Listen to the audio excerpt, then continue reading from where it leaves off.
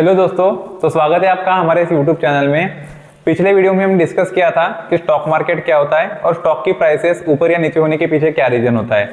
तो वहाँ पे हमको काफ़ी अच्छा रिस्पांस देखने को मिला जो कि मैंने एक्सपेक्ट नहीं किया था। अभी आइए आज हम सीखते हैं कि डीमैट अकाउंट या फिर ट्रेडिंग अकाउंट बेसिकली क्या होता है। काफ़ी सारे लोग ट्रेडिंग करते हैं या फिर स्टॉक मार्केट का ज्ञान रखते हैं, लेकिन फिर भी उनको ट्रेडिंग अकाउंट या फिर डीमैट अकाउंट का डिफरेंस नहीं पता होता और एक्चुअली ये किस तरह से काम करता है ये भी उनको क्लियर नहीं होता है। तो आइए हम इस वीडियो में सीखने की कोशिश करते हैं। तो जैसा कि आपको पता है कि जो ऑनलाइन टेक्नोलॉजी है ये आए हुए कुछ ज़्यादा टाइम नहीं हुआ है, लेकिन इसके पहले जो भी काम होता था वो सारा का सारा ऑफलाइन होता था। तो उसकी क्या प्रोसेस थी और वो कितनी लेंथी थी, आइए पहले वो जानते हैं। तो क्या होता था, एक बायर बैठा हुआ रहता था। जैसे मान लो अगर उसको कोई भी स्टॉक या फिर कोई भी शेयर बाय या फिर परचेस करना है तो उसकी पेमेंट सबसे पहले करता था। तो उसके बाद ये होता था कि वो एनएससी या फिर बीएससी को, जैसे स्टॉक एक्सचेंजेस जैसे मैंने आपको डिस्कस किया था, तो स्टॉक एक्सचेंज के पास इंफॉर्मेशन चली जाती थी।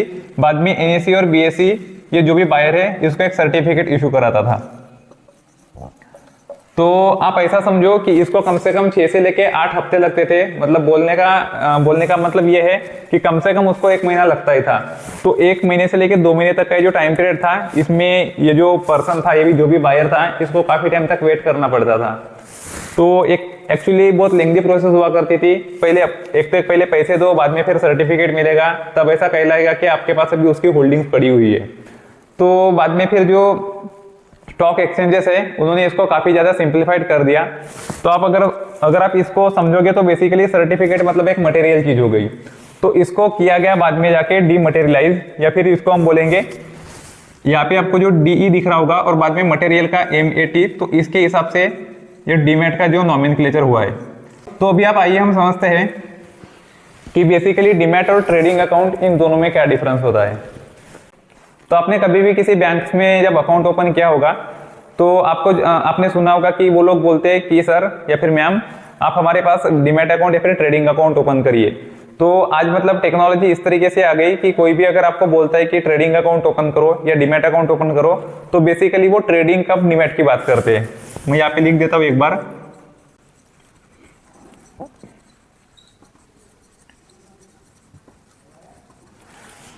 तो आजकल जितने भी अकाउंट्स खुलते हैं वो सारे के सारे ट्रेडिंग कम डीमैट होते हैं। बोलने का मतलब यह है कि उसमें दोनों चीजें इंक्लूड होती है। तो आइए अभी देखते हैं कि डीमैट और ट्रेडिंग इन दोनों अकाउंट्स में मेजर डिफरेंस क्या है।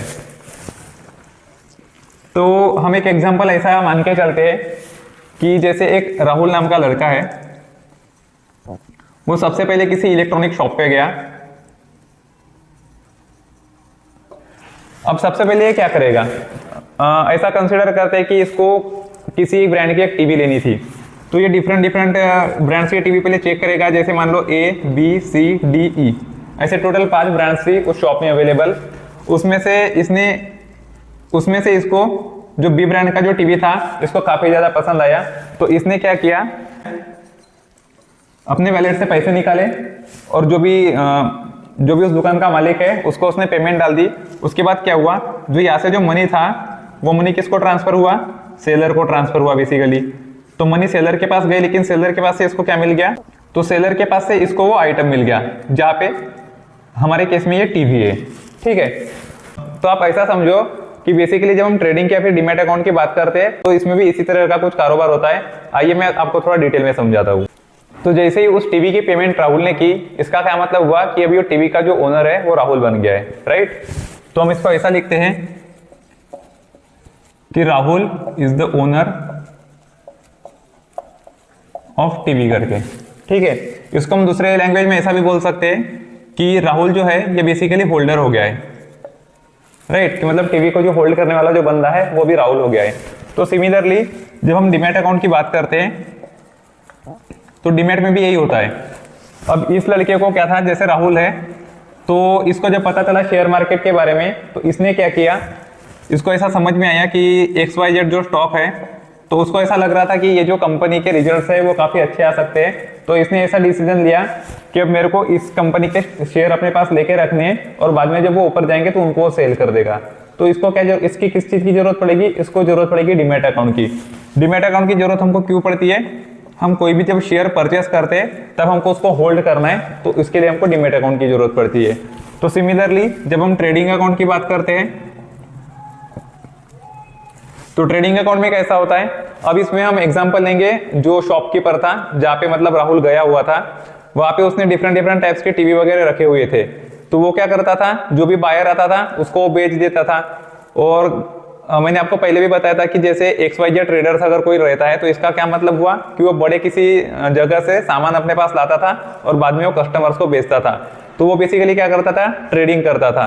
तो ट्रेडिंग का मतलब यही हुआ कि अब मान लो मुझे जैसे आज अगर 9:15 से लेके 3:30 तक जैसे मार्केट चलता है, तो मुझे ऐसा लगा कि आज रिलायंस का जो शेयर प्राइस है वो 3000 रुपये अभी है, तो 3:30 बजे के पहले वो कभी भी एक बार 3050 तक जा सकता है। फिर मुझे ऐसा भी समझ में आया कि जब ये 3050 तक गया तो मैंने अपना प्रॉफिट तो बुक कर लिया, लेकिन मुझे ऐसा लगा कि बाद में और ये नीचे आएगा तो मैं 3050 पे इसको सेल करूंगा और बाद में नीचे वाली कीमत पे बाय करूंगा। तो इसमें मैं क्या कर रहा हूँ, मेरे पास तो रिलायंस के शेयर थे क्या, नहीं थे, लेकिन मैं किसी और से फिर भी बाय कर रहा हूँ और बाद में सेल कर रहा हूँ, या फिर इस केस में मैं पहले सेल कर रहा हूँ और बाद में बाय कर रहा हूँ। तो ये हो गई बेसिकली ट्रेडिंग वाली बात। तो मैंने आपको जैसे बताया था पिछले वीडियो में कि XYZ ट्रेडर जब हम ये वर्ड यूज करते हैं तो बेसिकली वो कहीं और से लेता है और हमको सर्विस प्रोवाइड कराता है। सिमिलर चीज हम कहाँ पे बोल सकेंगे, ट्रेडिंग अकाउंट में। तो ट्रेडिंग अकाउंट में ये सेम टू सेम चीज होती है। और जब हमको कोई चीज होल्ड करनी पड़ती है, जैसे मान लीजिए राहुल ने अभी डीमैट अकाउंट ओपन किया और उसने ऐसा सोचा कि रिलायंस की शेयर प्राइस बढ़ सकती है, तो उसने रिलायंस को बाई किया, रिलायंस को उसने बाई किया और उसको ऐसा लगा कि 5 मंथ्स तक अगर मैं इसको होल्ड करूंगा तो मुझे अच्छा खासा प्रॉफिट मिलता है। तो उसको ये जो शेयर्स थे ये इसने 5 मंथ तक जब होल्ड किए तो होल्ड किस में किए, डीमैट अकाउंट में किए।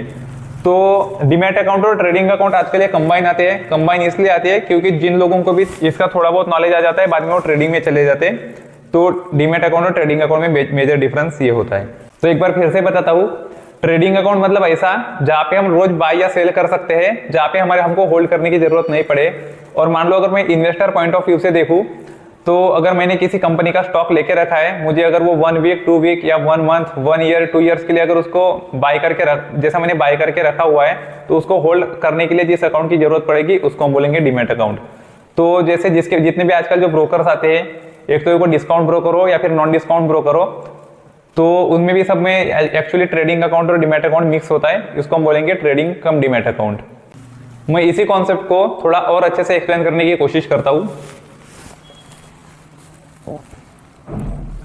तो ये है हमारा डीमैट अकाउंट, जिसमें मैंने इन्फोसिस के, HDFC, रिलायंस और जैसे बजाज फिनसर्व हो गया, तो इन्फोसिस के मैंने 10 स्टॉक लेके रखे हैं, HDFC के 10 लिए, रिलायंस के 15 लिए, बजाज फिनसर्व के 20 लिए। तो इस तरीके की क्वांटिटी मैंने जो होल्ड करके रखी है ये किस में रहेंगी, डीमैट अकाउंट में। दूसरा रहेगा ट्रेडिंग अकाउंट। ट्रेडिंग अकाउंट में मैं क्या करूंगा, मान लो अगर मुझे आज 9:15 बजे लग रहा है कि इस शेयर का प्राइस ऊपर जा सकता है तो मैं उसको बाय करूंगा और बाद में ऊपर वाले प्राइस पे बेच दूंगा। या फिर अगर मुझे ऐसा लग रहा है कि ये जो शेयर है, जैसे एशियन पेंट का शेयर हो गया, आज उसकी जो भी कीमत चल रही होंगी 9:15 बजे, मुझे ऐसा लगता है कि आज वो गिरेगा, तो पहले मैं उसको सेल करूंगा और बाद में वापस से बाय कर लूंगा। तो जो ट्रेडिंग वाला कॉन्सेप्ट आएगा वो रहेगा ट्रेडिंग अकाउंट। तो बेसिकली एक ये हो गया। फिर दूसरा रहेगा हमारे पास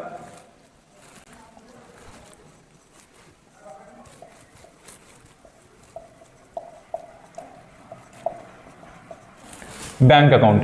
तो बैंक अकाउंट का कैसा रहेगा, डीमैट का और ट्रेडिंग अकाउंट जो रहेगा इन दोनों का एक वैलेट सेम रहता है।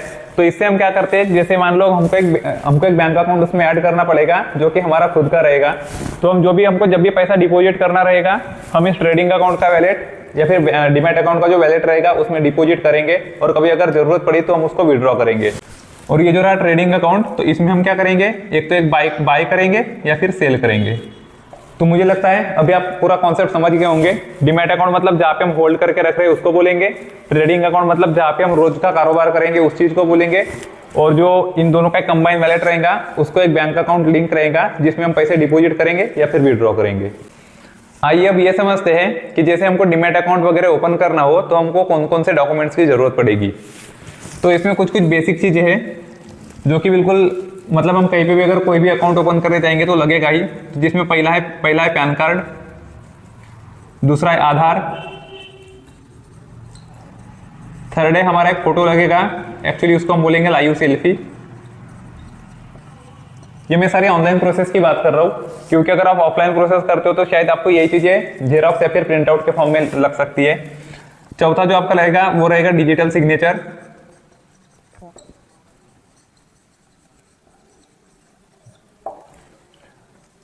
और पांचवा रहेगा उसको हम बोलेंगे EKYC। इसमें क्या होगा कि आपको आपका आधार कार्ड नंबर इनपुट करना होगा, उसके बाद उससे जो भी मोबाइल नंबर लिंक रहेगा उस पर एक OTP जाएगा। आपको OTP सबमिट करने के बाद आपका जो यूजर आईडी और पासवर्ड रहेगा वो आपको विद इन 72 आवर्स जो भी स्टॉक ब्रोकर होगा आपका वो आपको डिलीवर कर देगा। तो अगर आपने फ्यूचर एंड ऑप्शन नाम की कोई चीज अगर सुनी होगी, तो अगर आपको वो सेगमेंट भी यहाँ पे एक्टिवेट करनी होगी तो आपको यहाँ पे वो 6 जो चीज है उसमें आपको ये भी बोल सकते हैं, आपको बैंक स्टेटमेंट मांगेंगे या फिर